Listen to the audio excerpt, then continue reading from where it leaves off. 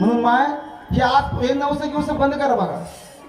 अहो जसा तुम्हाला तुमच्या मुलामध्ये जीव आहे ना, तुमच्या मुलाच्या पायाला ठेस लागली तर तुमच्या डोळ्याला पाणी येतं का नाही? येतं का नाही महिला मंडळ सांगा ना, येतं ना. मग ते बी कोणाचं तरी लेकरूच आहे ना, आहे की नाही? मग आपलं लेकरू कोणासमोर जर कापलं तर आपल्याला कसं वाटेल? चांगलं वाटेल का?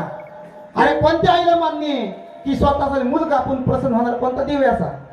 साधू संत या गोष्टीला मान्य करत नाही. कोणाही जीवाचा